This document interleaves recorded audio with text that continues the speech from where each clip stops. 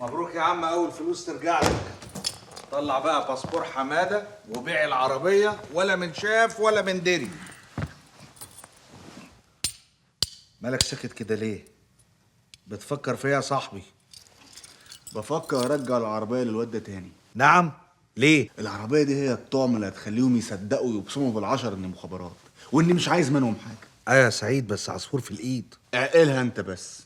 ابراهيم مش هيقدر يفتح عينه فيا بعد كده، والعربيه موجوده وباسم حماده وهيجي لها وقتها. لا معلم. عزة، عايز ايه يا سلام؟ اجي معاكي اوصلك الشغل. مين قالك ان عايزه حد يجي معايا؟ هو انا حد ازعل كده؟ انا قلت نمشي مع بعض لحد الشغل، نتساير نتكلم. وانا مش حمل كلام. انا ما نمتش من امبارح ودماغي مصدعه. وانا كمان ما نمتش من امبارح، ده سهران طول الليل افكر فيكي. سلامه، انا كده هتاخر على الشغل، يعني ولا مني نمت ولا مني رحت الشغل. وانت يعني تاخدي كام في الشغل؟ لما ارجع هبقى اقول لك. لما ترجعي هتتبسطي قوي. انا وابويا هنجيلكوا بعد العصر. الحراميه والنصابين انواع زي الدكاتره بالظبط. مش في دكتور امراض نساء وفي جلديه وفي بطنه، في كمان حراميه وهجامه ومتخصصين في سرقه العربيات. انا شكلت فرقتين بحث قلبوا اسكندريه، وفي 5 دقايق كانت الست اللي الستة سعادتك هما مش كانوا 6؟ كانوا 6. 6 من اقوى التشكيلات العصابيه في اسكندريه والمناطق المجاوره. يا سلام لما الواحد يبقى له ظهر، اي حاجه تحصل يلقي لها حل. ربنا يبارك لك ويعلي مراتبك يا صلاح بيه. عيب يا حاجه، ده اقل واجب. دين في رقبتي الحماده بيه. على فكره هو بعت رساله ليكم قريب، وانا اديت له تمام بموضوع العربيه. يوه، وما قلتش الكلام ده من الاول ليه؟ هو بيسلم عليكم كلكم، وطلب مني طلب كده عاوزكم جميعا تساعدوني عليه. اللي يقوله حماده يمشي. مش تستني لما نعرف ايه الطلب الاول؟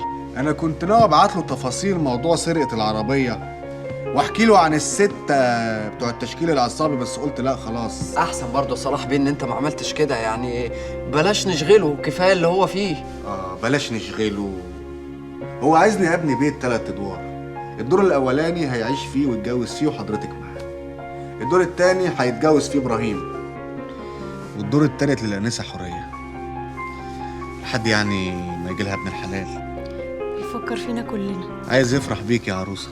ايوه بس البيت اللي هو عايز يبنيه ده هيكلف كتير. ما يتكلف زي ما يتكلف، وانت دافع له حاجه من جيبك؟ دي فلوس. طب ولازمته ايه الكلام ده دلوقتي ياما؟ خلاص يا حاجه، ابراهيم عاقل وهينفذ كلام اخوه، مش كده ولا ايه يا ابراهيم؟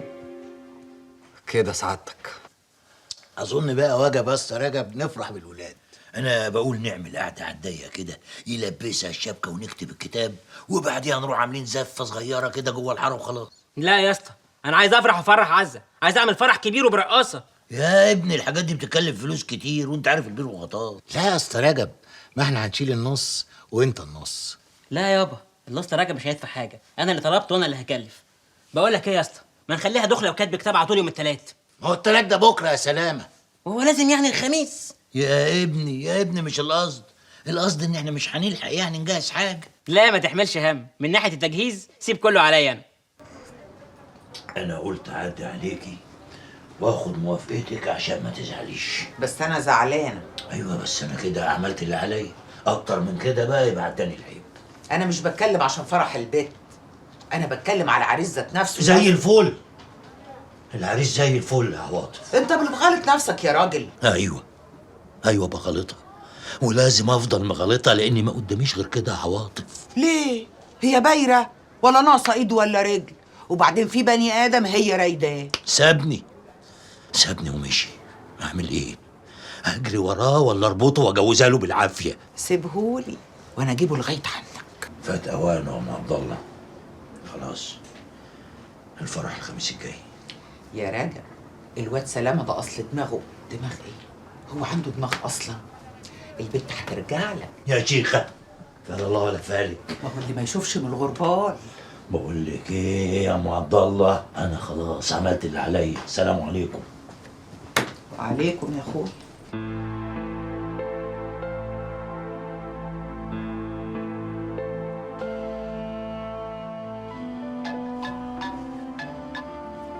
الو، كنت عارفه انك هتتكلم.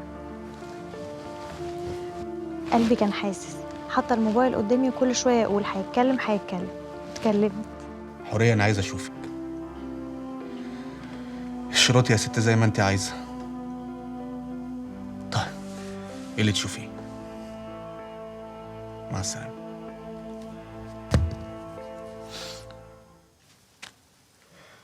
ايه دول؟ دول 1000 جنيه، عايزك تشتري النهارده احلى فستان يا عروسه. وايه لازمتها؟ هو انت مش تنزل معايا؟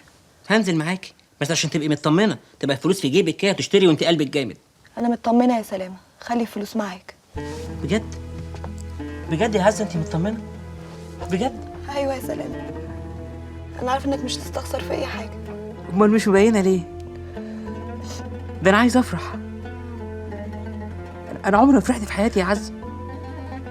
طول عمري بسمع الكلام وبس، اسمع كلام ابويا واسمع كلام الخواجه، بفرح بس لما يقولوا لي افرح. لكن انت فرحه عمري اللي بجد يا عز. انت بتعيطي ليه؟ هي دي دموع الفرح صح؟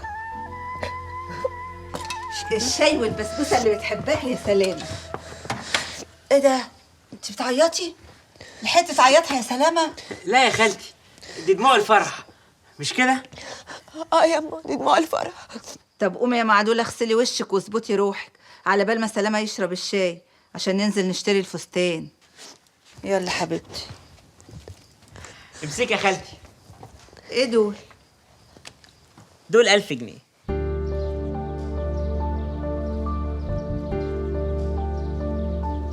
ها ايه رايك؟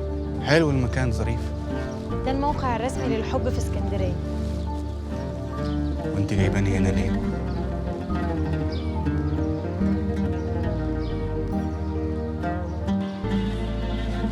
سامع؟ سامع ايه؟ صوت المزيكا. من اخر مره اتقابلنا وانا في صوت بيانو معايا طول الوقت.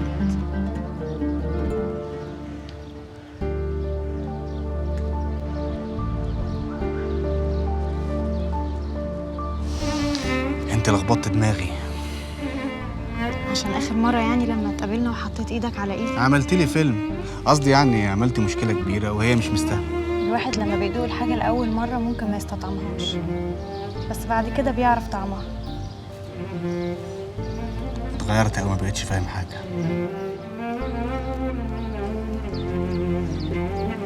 انا مبسوطه قوي ان احنا هنا. وانا كمان. ها قولي بقى هتبني لنا فين؟ انا عايزه اسكن في كفر عبده. لا كفر عبده غالي قوي وكمان بقى زحمه. انا بشوف مكان تاني اهدى. طب لما نبص فيه من الدور الثالث هنشوف ايه؟ مش عارف. ماما رايها ايه؟ ماما مبسوطه جدا، بس ابراهيم هو اللي خايف على فلوسه. دي مش فلوسه، دي فلوس حماده. صح، عندك حق. يلا. عزه ايه الاخبار؟ عجبك الفستان؟ ايوه عجبني، والله العظيم عجبني. بتردي على الجدع كده ليه؟ اصل ياما بقاله 10 مرات بيسالني نفس السؤال. برضه تردي عدل. يوه. معلش يا سلامه ما تزعلش، هي البنات كده لما يقرب ميعاد الفرح تبقى عصبيه، لا على حامي ولا على بارد. عشان كده. طب بالاذن بقى خالتي هروح انا الدكان. لا والله ابدا، ده انا عامله حسابك على الغدا ما يصحش، ده انا عامله باميه. تعالى يا حبيبي. ماشي يا خالتي.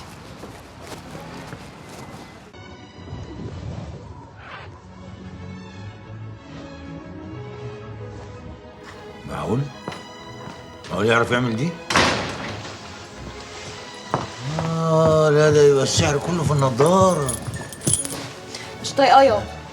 اللي هو مين ده يا حبيبتي؟ يا ابن اللذينة! يوه اسمعني بقى يابا. في ايه؟ في ايه يا عزة؟ نعم. مش عايزه اتجوز سلام. العبط اللي بتقوليه ده يا بت. جاي تقولي الكلام ده دلوقتي؟ بعد كل اللي صرفه وكل اللي جابه؟ انت جرى لمخك حاجة؟ يابا مش طايقاه، كل ما ابص في وشه ببقى عايز اعيط. استغفر الله العظيم يا رب، استغفر الله العظيم. بص يا حبيبتي، انا طول عمري عارف ان انت عاقله. سلامة الراجل ابن حلال وشريكي. وبعدين يعني ما تنسيش ان انت اتفسخت خطوبتك مرتين يا عزة. يعني كل اللي هيجيلك بعد كده يا اما واحد متجوز يا واحد معاه عيال. فسلامة احسن لك من اللي جاي يا حبيبتي. اسمعي كلام ابوكي، انا فاهم الدنيا اكتر منك، ما تزعلنيش. تزعلنيش وتضحك عليا اللي يسوى ولا ما يسواش. يكون في علمك سلامة ده هو وقت الجد هيقول لك ادوني كل اللي صرفته. انت عارفه البير والغطا يا عزه، وعارفه الظروف. يرضيك يا حبيبتي ان نصغر ابوكي؟ لا يابا ما يرضينيش. جدع جدع يا حبيبتي. امال فستانك فين؟ امي طالعه بيه ورايا. عارفه يا عزه، انا نفسي ومنى عيني افرح بيكي واشيل عيالك على ايدي كده قبل ما اموت. بعد الشر عليك يابا.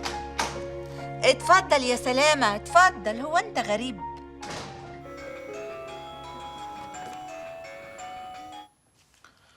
الو. ايوه عزه. الو عزه. عزه انت ما بترديش ليه؟ فرحي بكره يا عماد، فرحي بكره.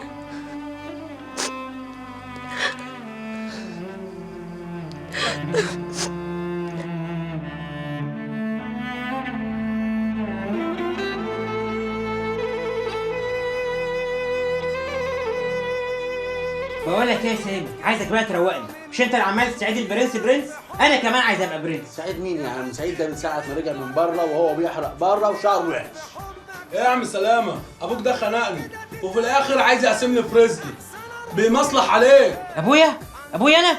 ليه عمل ايه؟ بعد ما اتفقنا على المسرح واللون كله قال لي زود 500 جنيه وهو ياخدهم. انا ابويا ما يعملش كده، انت كداب يا حوكه. صدق انا غلطان ان انا ما اكلتكش لابوك من اول ولا سمعت الكلمتين دول. انت حبيت تنصص معاه بس ما عرفتش. بس يا عم سامي احلى انت. بس بقول لك ايه يا عم سلامة، حاسبني انت وطلع ابوك من الحوار ده. حوكه خلص اتكل على الله عشان مش شغلنا. خلاص يا حوكه، روح ابقى حاسبك انا. قشطه سلام. شايف يا سامي؟ شايف ابويا بيعمل ايه؟ طمعان فيا. يا عم ما تخليش عايز زي حوكه ده يوقع بينك وبين ابوك. انت في الاخر هتقعد معاه.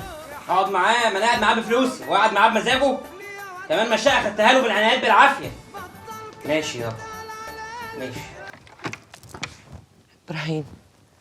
ابراهيم ولا ابراهيم. ايه ده بتعملي ايه يا اما؟ يعني انده عليك ما تردش، افتح الدولاب تقوم مفزوع كده. وبتفتحي الدولاب ليه؟ عايزه فلوس من اللي معاك. فلوس ايه؟ ما انت عندك فلوسك. فلوسي حطيتها لي حوريه في البوسطه وانا محتاجه مبلغ كبير. مبلغ كبير قد ايه؟ انت هتحقق معايا، عايزه 10. 10,000 جنيه على الصبح؟ صبح ايه يا ابو صبح؟ ده العصر قرب جدا. بقول لك ايه، عندك فلوسك اعملي فيها اللي انت عايزاه. انا فلوسي محدش يلمسها. يا ندل بقول لك سلف لحد ما اجيب فلوسي من البوسطه. سلف ولا سلف وهترجعيهم؟ اخس عليك يا ابراهيم، كنتش فاكراك وحش كده. لا انا وحش كده.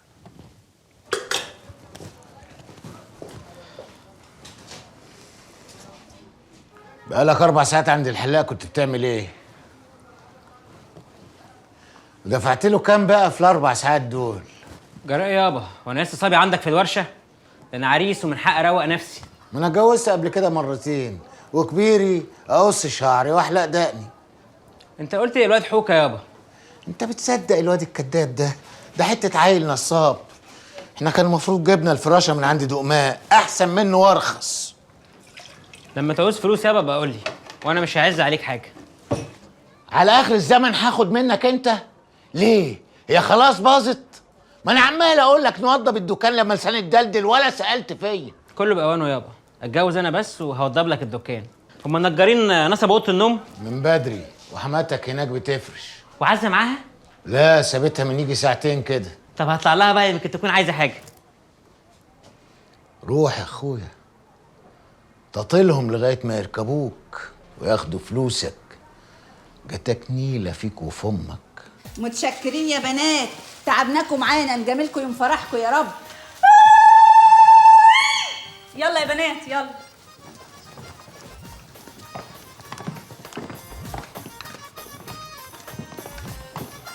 اهلا انشطه.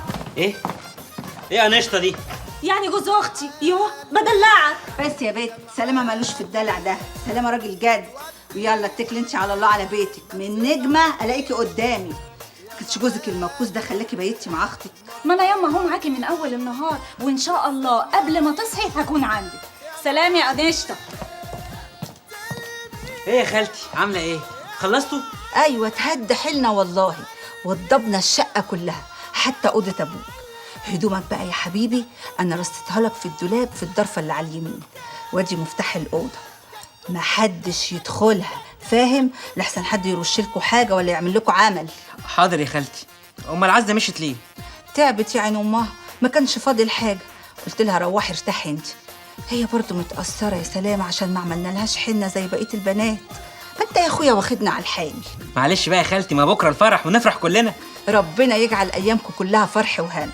على العصر تجيب ابوك والمأذون والشهود، وما تكترش في الناس اللي معاك وما تتاخرش. حاضر يا خالتي. سلام عليكم. مع السلامه. خلي بالك من عزه يا سلامه. توصينا انا عزه يا خالتي. ربنا يحفظك يا حبيبي.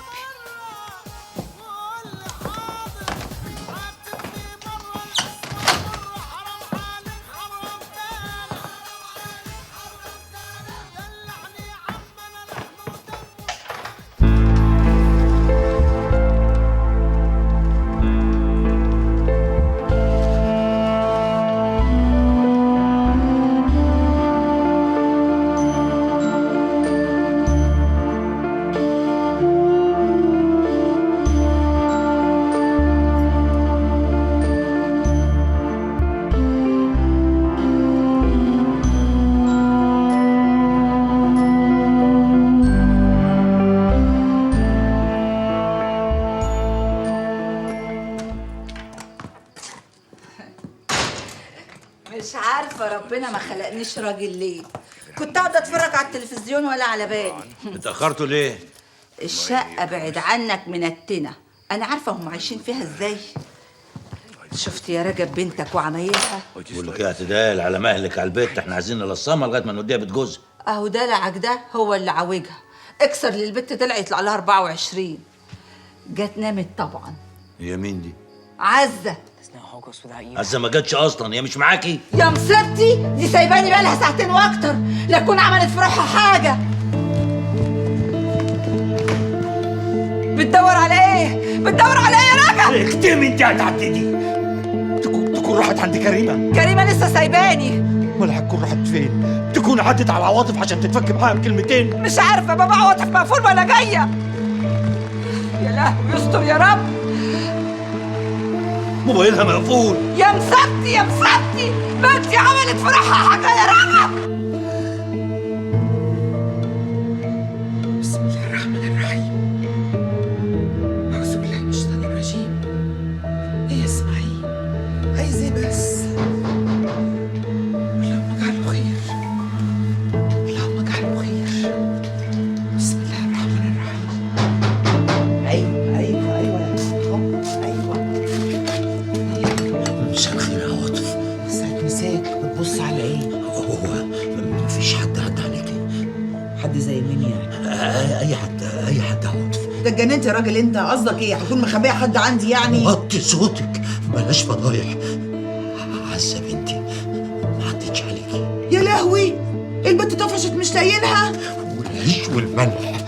رحمة اسماعيل، ما تعرفي فين ولا شفتيها؟ طب وحياة ربنا اللي احسن من الكل، ولا اعرف عنها حاجه ولا شفتها. امال ايه الكلام اللي انت قلتيهولي ده؟ شكله كده زي ما تكوني كنت عارفه حاجه يا عواطف. بالمفهوميه يا راجل يا مجنون انت، بالعقل. يعني ممكن عزه بنتي تكون عملت في نفسها حاجه. انت السبب، انت اللي عملت كده. البنت لا لقيت منفذ ولا لقيت حد يسمعها. فضحتك يا رجب. طب الفرح اللي بكره ده والفضيحه يا عواطف. فرح ايه؟ لحمك اهم. دور على البنت وان شاء الله ربنا هيعطرك فيها.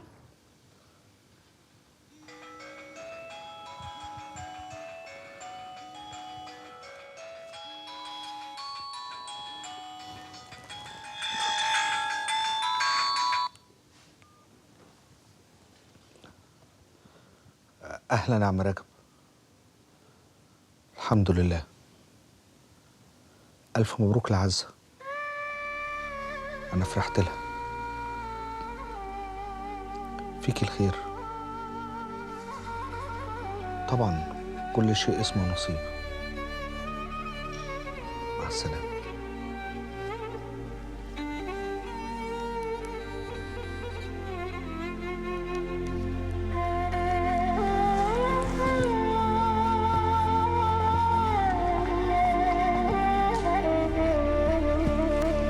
عماد، عماد، رايح فين يا ابني انت؟ وما سالتوش وشي ليه؟ ما انا خايف من الفضيحه. فضيحه ما حصلت واللي كان. طب بقول لك يا عاطف، تكونش البت يعني راحت عند واحده من زمايلها وزمانها جايه؟ ولما هي راحت عند واحده من زمايلها جاي تسالني ليه وكلمت عماد ليه؟ انت بتدرى ورا صباعك يا رجب. بصبر روحي، بطمن نفسي باي حاجه. ايوه يا عماد، البت عزه طفشت ما جاتلكش؟ فضحتيني يا عواطف. يابا انت فرغلي؟ عايز ايه؟ ما تعرفش الجرافات دي اتربط ازاي؟ وريني كده. بس استنى عندك، ما تخشش. ايه في ايه؟ مش عاوزني اخش الاوضه ليه؟ ما تخشش اوضه العروسه. وهي العروسه جوه؟ لا بس حاجاتها جوه في كل حته، عيب. المهم عايزك بقى تربط لي الجرافته دي، عشان كل ما اربطها بتطلع مره طويله مره قصيره، مش عارف مالها. ما خليتش البياع يربطها لك ليه؟ اتكسفت. هتعرف تربطها ولا هتفضل تتنور عليا؟ هات نجرب. هو انت قاعد فرحان كده ليه؟ انت المفروض تندم على اليوم ده واسال مجرب. عمري ما هندم يابا، طالما هتجوز عزه هندم ازاي؟ انت عامل زي العيل يوم العيد، اعقل كده واتقل. اذبح لها القطه من اولها عشان تعيش مالي مركزك. حكيم انا كريه قلبي الراجل اللي ما يملاش مركزه قدام الحريم. عمال تهندس انت ولا عارف تربطها ولا بتاع. سعيد كنت فين يا ابني انت؟ ما بتردش عليا ليه؟ مش مهم، انا لازم انزل مصر دلوقتي حالا، اديني فلوس. نعم، والناس اللي جايه تشوف الارض نعمل معايا ان شاء الله. اجلهم وقول لهم اي حاجه، عزه هربت وسابت البيت. ما انا عارف. عزه يا عزه. عزه، انت ايه اللي جابك هنا؟ وما اتصلتيش بيا ليه؟ ما انا خفت اكلمك تقول لابويا وبوظ كل حاجه. ابوظ ايه ونيل ايه؟ انت اللي بوظتي كل حاجه. يا ابني اهدى بقى انت رخر. خلينا نفكر بالعقل يا عماد. اتفضلي قدامي هوديكي لابوكي. الحقني يا سعيد، مش قلت لك هرجعني لابويا؟ الحقني يا سعيد. هي الحكايه بالظبط، انا بتقرطص هنا ولا ايه؟ متقرطص ايه يا نطع انت؟ هي كلامها صح، ما ينفعش ترجع لابوها. والفضيحه اللي عملتها المجنونه دي؟ الفضيحه حصلت خلاص، زمان امي صوتت لما رجعت البيت ما لقيتنيش، وابوي زمانه قلب الدنيا عليا. بقول لك يا سعيد، اذا كنت خايف على الناس بتوع الارض، انا ساعتين رايح وساعتين راجع، هوديها لابوها وارجع. انت حمار، بنقول لك ما ينفعش.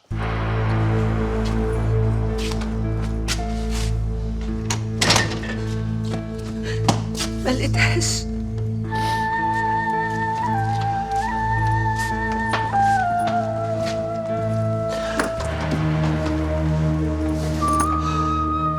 النهار طلع والبنت ماتت بره.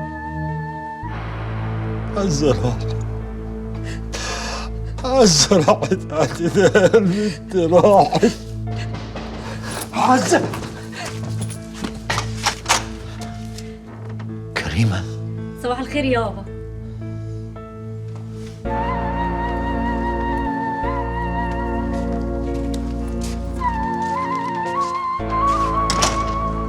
في ايه يا عمر؟ ابويا ما بيردش ليه؟ سيب ابوك في اللي هو فيه.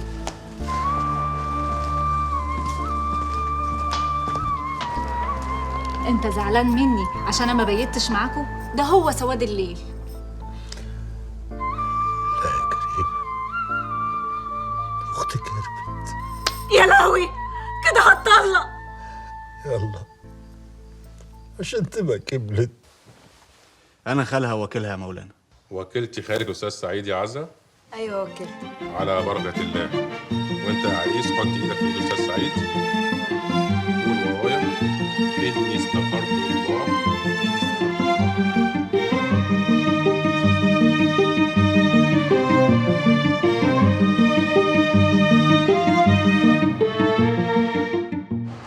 بس هنا يا ساتر، ما خبطتني. امسك. لا كتير، هبدا. في شو؟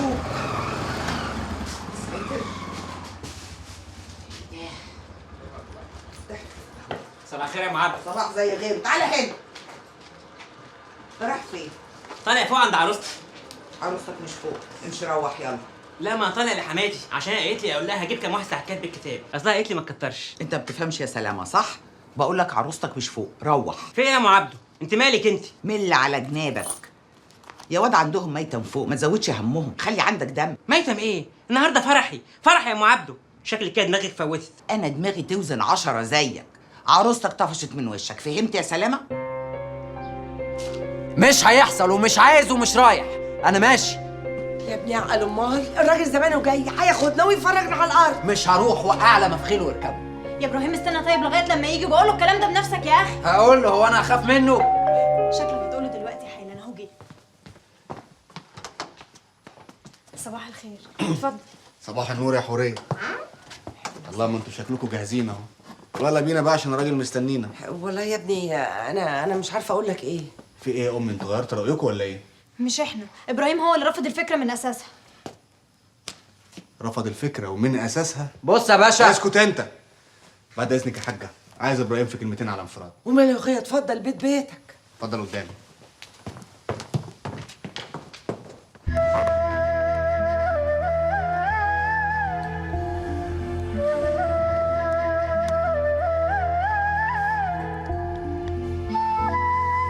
هجوزك اللي احسن منها. بعدين دي بنت ناشفه ومصديه، انا مش عارف كان عاجبك فيها ايه.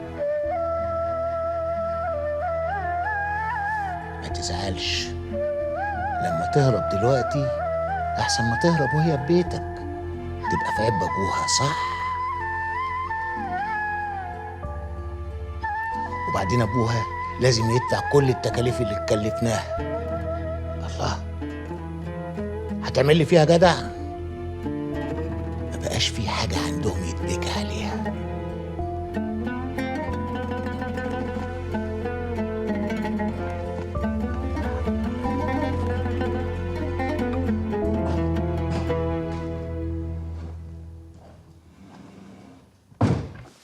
لما يجي حماده يعمل اللي هو عايزه، انا مش هعمل حاجه، مش هضيع الفلوس على ارض وبنا. انت عارف يا ابراهيم انا ممكن اعمل فيك ايه؟ وبالقانون. انا ما عملتش حاجه غلط. لا عملت. لما رفعت قضيه بغياب حماده عملت، ولما خدت حكم الغياب وطلعت شهاده الوفاه عملت، ولما صرفت الفلوس من البنك يا ابراهيم عملت. بس انا ما كنتش اعرف انه عايش. واديك عرفت. تعرف بقى انا ممكن ارفع عليك قضيه تزوير تاخد حكم قد ايه؟ 7 سنين. دي قضيه التزوير لوحدها، ده غير بقى استيلائك على فلوس اخوك. طب وانا خدتها لوحدي؟ ما حوريه خدت وامي خدت، وحماده مش هيرضين ان امه واخته يتحبسوا. هم مالهم؟ انت صرفت الفلوس بتوكيلات منهم يا ابراهيم. ده غير بقى ان انا هوصي عليك يدلعوك ويشخلعوك قبل ما تخش السجن. ده غير موضوع العربيه اللي شكلك فيه هيبقى زباله قدام امك واختك، وانا بقى رايح اقول لهم دلوقتي. لا استنى. لا يا ابراهيم، انا شلت. انا عايز اقول لك على حاجه. قول. اللي انت شايفه صح اعمله. انزل اسبقنا العربيه، يلا.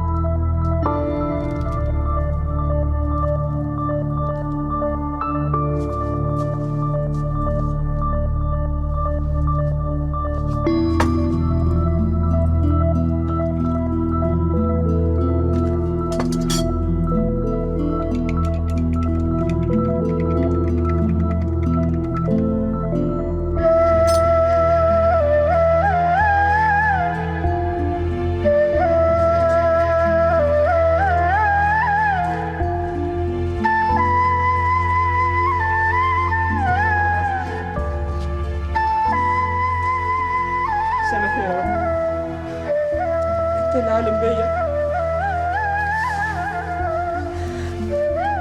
استغفر الله العظيم يا رب. انا عارف انك ما بتكلمش نفسي اكتر من وسعها، والموضوع ده فوق طاقتي. سامحني. الله اكبر.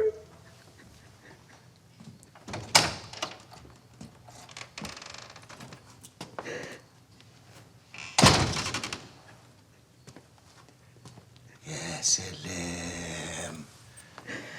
طب صلي يا سلام يا حبيبي. اهو ده العقل ولا بلاش. ده انا كنت خايف عليك.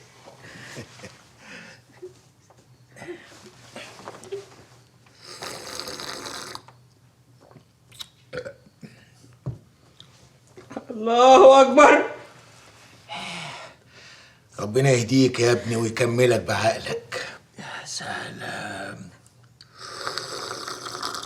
الله اكبر. تعرف الصلاة دي هي اللي هتخرجك من اللي انت فيه. الله اكبر.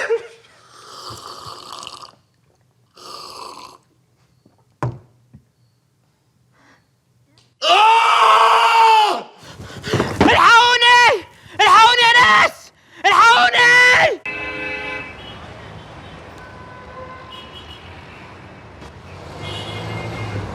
رخصتك ورخص العربية. ايه يا صلاح بنت هتديله الرخص؟ يا ابني انت مش عارف ده مين؟ اسكت انت يا ابراهيم، اتفضل.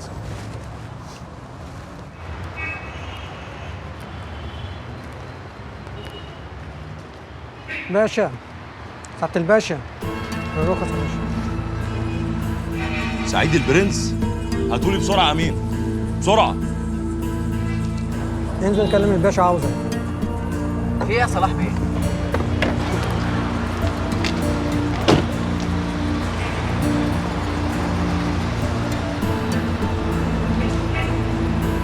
الدنيا ده قوي يا برنس. خرم ابره يا باشا. ايه اللي جابك اسكندريه ياض؟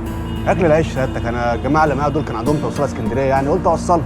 بس الشياكه دي يالا انت نضفت قوي. طول عمري برنس لا مؤاخذه. العربيه دي بتاعتك؟ لا انا باكل عليها عيش، لو اي حاجه عايزها سيادتك، عايز توصل المدام الاولاد اي حاجه تحت امرك يا باشا، ربنا يخليك. تعالى بس، رايح فين وانا مش هسيبك. ليه يا فندم انا عملت حاجه؟ مش هسيبك الا لما تسمعني اخر نكته. ماشي. متاخر كده ليه؟ ما تنزل يا ابني شوف في ايه. يا اما انا اللي هنزل اشوفه برضه، ما هو ضابط مخابرات يعني حكومه في قلب بعضيهم. طبعا صديق بيه راجل محترم وسمعته سابقاه وكلمته واحده، بس احنا يا باشا طمعانين في كرمك النهارده. ان شاء الله.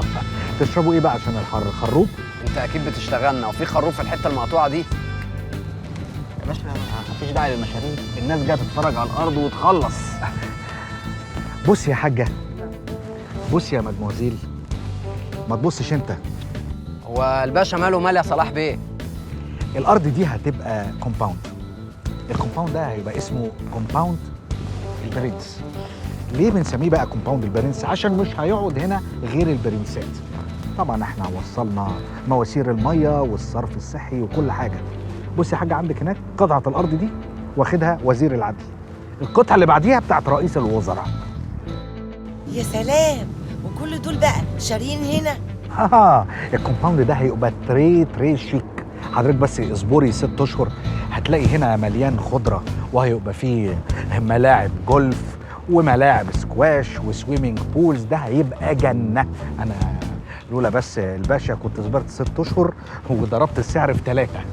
طب يا صديق باشا، يعني الناس عايزه تخلص تدفع الفلوس وتمضي العقود. ايوه بس العقود دي لازم تتكتب عند محامي. طبعا لازم تضمنوا حقكم، وانا كمان اضمن فلوسي. رايحه فين يا عنايات؟ رايحه الشغل. انت اشتغلتي؟ اشتغلت فين؟ وانت مالك؟ طب انا خليني معاكي. اخدك معايا فين؟ الشغل شغليني معاكي. طب وانت ما تروحش شغلك ليه يا فالح؟ لا بقى، ما هو رامي خلاص مش عايز اشوف وش تاني. ليه عملت ايه؟ كان في عربيه مغيره ربع، رامي عايز ابيعها جديده، حرام ده ولا مش حرام؟ يا اخي حرمت عليك عيشتك، وانت مالك مغيره ربع ولا نص؟ ما انا قلت للزبون عشان يفهم. خرب بيتك، خربت البيعه. انا قلت اقول للزبون يمكن يديني قرصين، بس طلع ما بيفهمش. بس خلاص بقى، انا مزهوج على دماغي، انا هقعد في البيت ومش هشتغل تاني. مش هتشتغل تاني؟ امال ناوي تعمل ايه يا فالح؟ هتجوز واحده نايمه على القراصين وعايز سلطان زماني. ودي هتلاقيها فين يا زلطه؟ موجوده، بس الموضوع عايز شويه مخ. خش يابا. الف سلام عليك. الف سلام عليك. ابعد ايد عني. انت لسه زعلان مني يابا؟ مش طايق اشوف وشك من ساعه اللي عملوه فيا في المستشفى. بس انا ما قصدتش حاجه، انت اللي شربت العصير. تموتي وتقول ما قصدتش، هي دي فيها قصد. انا كنت عايز اموت نفسي. ليه؟ ايه اللي حصل في الدنيا يخليك تموت نفسك وتخسر اخرتك؟ ما النسوان في الشوارع على قفا من يشيل. يابا بحبها، هو انت اللي مش مقدر؟ يا سلامة، انت معاك فلوس وربنا فتحها عليك. سيب لي نفسك وانا اجوزك ست ستها. بس انا عايز دي. مفيش دي. نعمل ايه؟ قسما بالله العظيم لو جبت سيرتها تاني على لسانك ولا فتحت بقك. اسمع يا ابني. قول يابا. اللي انت فيه ده بلوى مش حب، ابتلاء من ربنا سبحانه وتعالى، زي اي واحد بتخبطه عربية او اي واحد بيجيله مرض وحش. يبقى احنا في الوضع ده نعمل ايه؟ مش عارف. يصبر. صح. يبقى المفروض ان احنا نصبر على اللي بلانا بيه ربنا، وكل ما نصبر اكتر كل ما ربنا سبحانه وتعالى يجازينا. هنفرض انك انت عيان بحب عزة، ولو ان انا مش عارف انت ليه تعيا بيه، يبقى دواك ايه؟ ان احنا نجوزك واحدة تدلعك تهننك، وانت ايه؟ تصبر. فاهمني؟ ها؟ فاهمني؟ فاهمني؟ اهلا يا ام عبد الله، اتفضلي. ما الرجب فين؟ الراجل هيضيع مني يا اختي، قافل على نفسه وعمال يعيط زي العيال، مش طايق يكلم حد. الله يكون في عونه، هو اللي فيه شويه. فاكر البت عملت في نفسها حاجه وبيقول انا اللي موتها. طب اندهيهولي ولما يجي ابقي سيبينا لوحدينا. انت عرفتي حاجه يا اختي؟ طمنيني، ربنا يطمن قلبك ويرد لك عبد الله يا رب ويفك سجنه. اتكلم مع الاول وبعدين افهمك. عزة بخير؟ بخير. يا بنتي انت بتكلميني عن شخصيه خياليه، انا خايفه تكوني عايشه في الوهم. ضياء انت ليه بتقولي كده؟ على فكره صلاح ده حد حقيقي جدا. واضح انك ما تعرفيش حاجه عنه، ولا عارفه حاجه عنه مش عايزه تقولي لي. بصي، هو اللي عرفته عنه مش كتير، بس ممكن الواحده تحب واحد وما تعرفوش كويس. بصي بقى، انا من ناحيتي ما ينفعش ارتبط بواحد غير لازم ابقى عارفه عنه كل حاجه. عنده شقه ولا ما عندوش، عايش لوحده ولا مع مامته، بيشتغل ايه، بيقبض كام. هو انت طول عمرك ماديه كده وما بتفكريش غير في الحاجات دي؟ مفيش عندك بقى حاجه اسمها مشاعر واحاسيس راقيه؟ هو انا علشان مش موافقه على اللي انت بتقوليه يبقى هتهاجميني؟ بلاش الطريقه دي معايا يا حوريه. يا بنتي انا والله ما اقصدش حاجه، انا كل اللي انا بس قصداه ان الحب مش محتاج لكل الحاجات دي. انت بتحبيه كده في الهوا ولا بتحبيه وعايزه تتجوزيه؟ اه طبعا عايزه اتجوزه. يبقى لازم تعرفي عنه كل حاجه، لان ممكن تلاقي حاجات تعرفيها عنه تخليه ما ينفعش، لا يصلح. حاجات زي ايه مثلا؟ امه قرشانه مثلا، عايشه معاه في البيت، خاله حرامي وسوابق. خاله ايه يا بنتي اللي سوابق؟ بقول لك ده باشا، يعني شغال في منصب كبير. اللي هو ايه بقى؟ انت عارفه ومخبيه ولا ما تعرفيش؟ بصراحه عارفه ومخبيه. مخبيه؟ هو انا مش انتمتك وما بخبيش عنك حاجه، يبقى لازم تقولي لي. بصي معلش يا ضياء، الموضوع ده بالذات ما ينفعش احكي لك عنه اي تفاصيل. عامه انا قلت لك حاولي تاخدي بالك قبل رجليكي ما تطبي. وبعدين بقى انت هتقلقيني ليه يا ضياء؟ انت يا مسرتي انت يا عواطف بدل ما تضحك. اعلي يا رجعت السكينه. ما تخافيش يا اعتدال، ده بيهوش مش هيعمل حاجه. طيب انت فين؟ رقبتي اهي، اذبح يا راجل. حرام عليكي، حرام عليكي يا عواطف. هات السكينه دي واقعد عشان نتكلم. حاضر. اهي ابوس ايدك يا عواطف، قولي لي بنتي فين؟ عند سعيد في اسكندريه. يبقى انا كنت صح، انا كنت عارف ان انت اللي ورا الحكايه دي. بنتي بتعمل ايه في اسكندريه؟ اخوك بيعمل ايه بالبنت يا عواطف؟ هو في ايه؟ انت هتلبس الواد تهمه؟ وبعدين على فكره بقى، بنتك زي الفل، لا حد لمسها ولا هيلمسها ابدا الا بموافقتك ورضاك. ده الاتفاق اللي بيني وبين سعيد.